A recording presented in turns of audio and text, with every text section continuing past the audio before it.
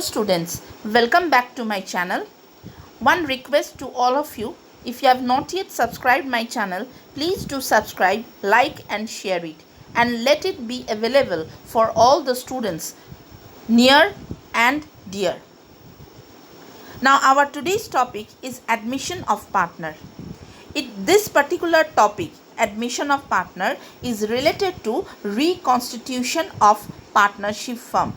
This is the second case of reconstitution of partnership firm. Now, you see that in this particular topic, admission of partner, Lily and Bob, they are the old partners, and they are admitting your Tony.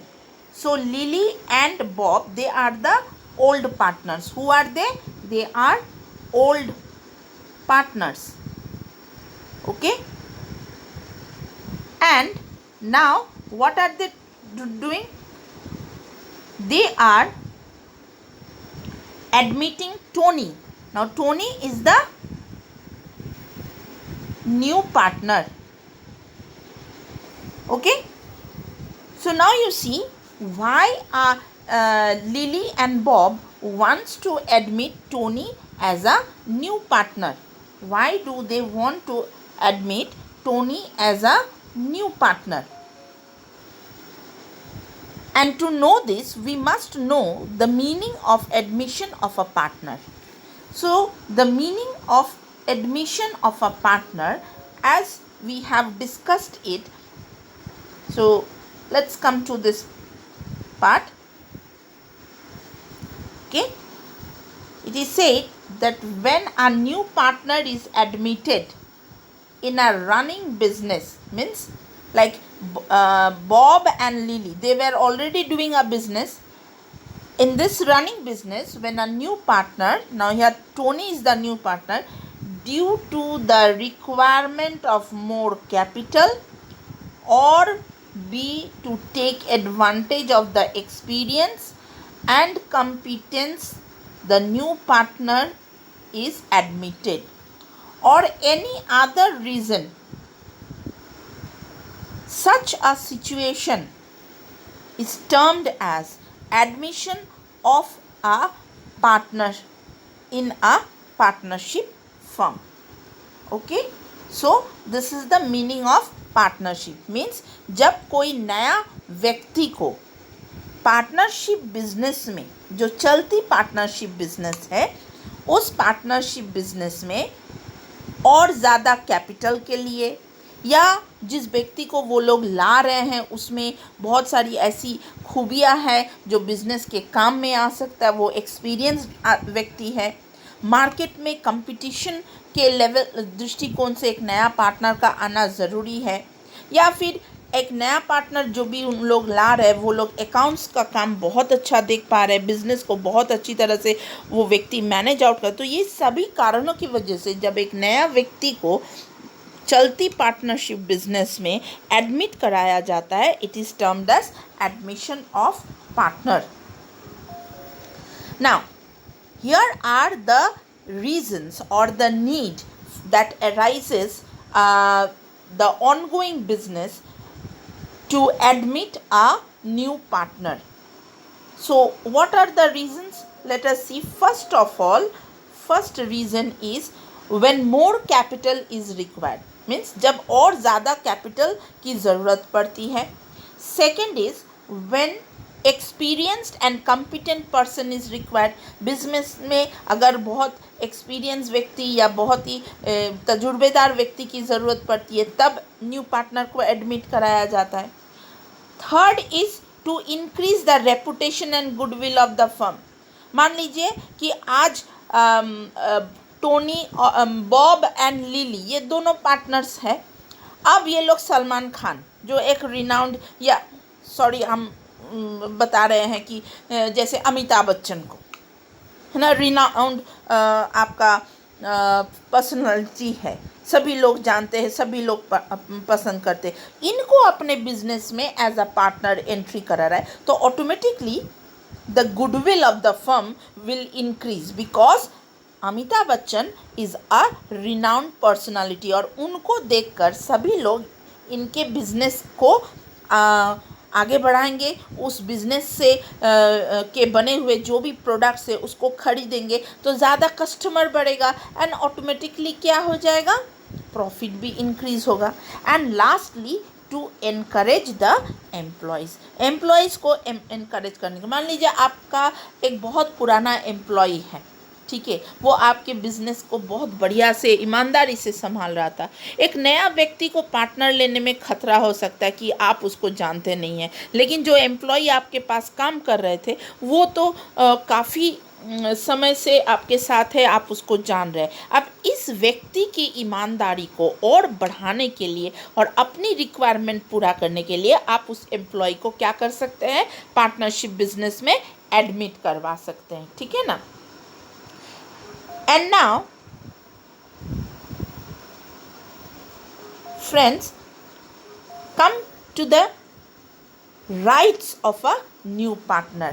हमारे जो भी नए partner है, ये partners के rights क्या होते हैं? What are the rights of a new partner? जो नया पार्टनर आते हैं उनको क्या अधिकार दिए जाते हैं? सबसे पहला राइट है कि to share the profits in future profit में उसको हिस्सा मिलता है। और दूसरा जो राइट है, to share all the assets of the firm के जितने भी एसेट्स है वो सभी ये लोग शेयर कर सकते हैं। अब आते हैं, जैसे ही पार्टनर को अधिकार मिलता है तो उसी के साथ लगे हाथ उनका लायबिलिटी भी बढ़ता है। तो जब कोई भी पार्टनर बिजनेस में आ रहा है तो उसके साथ उसको जैसे राइट्स अधिकार मिल गया तो द पार्टनर ही becomes liable to bear any liabilities incurred by the firm after his admission. जब वो एडमिशन उसका हो गया है तब वो किसी भी प्रकार का जो लायबिलिटी होता है फर्म का, उसको झेलना उसको पड़ेगा, मतलब उसको बियर करना पड़ेगा, ठीक है। अब आगे बढ़ते हैं। अब देखिए, ये हम लोग ने जैसे बताया दो पार्टनर्स हैं, ठीक है ना। वी हैव टू पार्टनर्स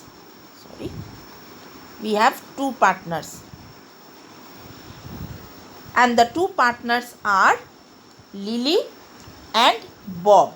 और लिली और बॉब के पीछे, नॉट पीछे अदर, लिली और बॉब ये दो पार्टनर्स हैं, ओल्ड पार्टनर्स हैं, और इनका जो प्रॉफिट शेयरिंग रेशियो है वो है 3:2, ठीक है ना। नाउ व्हाट हैपन्स, यू सी,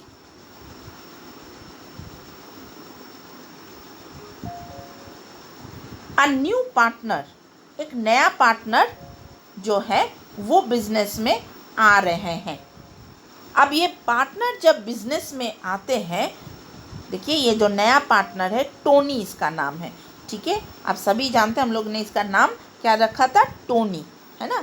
तो टोनी जब बिजनेस में आता है तो वो अपने साथ कुछ चीज़ें ले आता है, और वो क्या है, कुछ चीज़ें जो लाता है टोनी बिजनेस में वो है कैपिटल एंड गुडविल, ठीक है। When a new partner comes in the business, he brings with him capital and goodwill. अब देखिए, ये लिली, बॉब और टोनी, ठीक है ना। ये हो गया लिली, ये बॉब, ये दोनों तो पुराना पार्टनर है, और ये टोनी, ये हो गया आपका नया पार्टनर, ठीक है। अब द ओल्ड पार्टनर्स, ये जो लिली और बॉब है, ठीक है, ये क्या करते हैं, जो नया पार्टनर आया है उसको अपने हिस्से में से काट कर प्रॉफिट का शेयर देते हैं। मतलब अब इसको हम थोड़ा सा और बेहतर तरीके से एक्सप्लेन करते हैं। तो आइए देखिए इसको कैसे। मान लीजिए कि ये जो हमारा लिली है, ठीक है, उसके पास 3 गो सेब है। लिली के पास कितना सेब है? 3 सेब है और बॉब के पास है 2। Now lily and Bob they both sacrifices 1 and 1। Lily के पास 3 था और बॉब के पास था 2। तो लिली ने एक एप्पल टोनी को दिया और बॉब ने भी एक एप्पल टोनी को दिया। तो अब जो है बॉब को कितना एप्पल हो गया? 2 एप्पल। तो ये जो लिली और बॉब ने जो एप्पल एक एक अपने हिस्से में से काट के दिया, दिस इज टर्म्ड एज, है ना, ये देखिए एक एप्पल दोनों ने दिया, so this is termed as sacrifice. It is termed as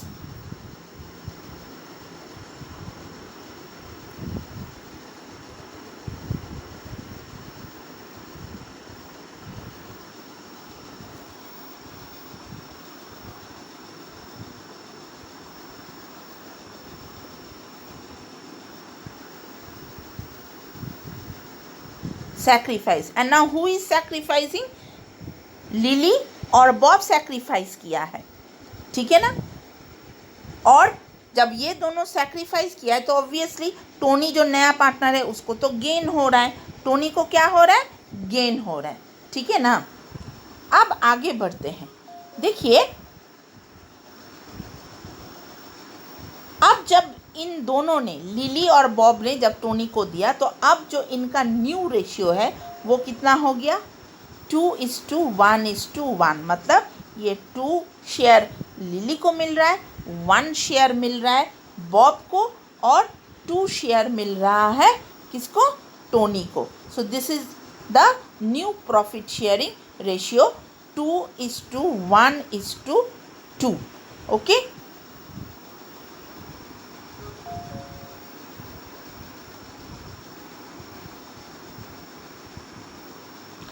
now जब बॉब को नया शेयर मिल रहा है टोनी को जब नया शेयर मिल रहा है फ्रॉम लिली और बॉब, तो ऐसे लोग दे देगा? नहीं देता है, बिकॉज बिजनेस में कुछ भी फ्री नहीं है, business is not done for free. अब टोनी क्या करेगा?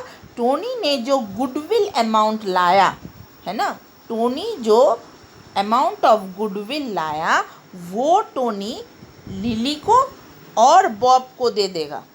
किस रेशियो में?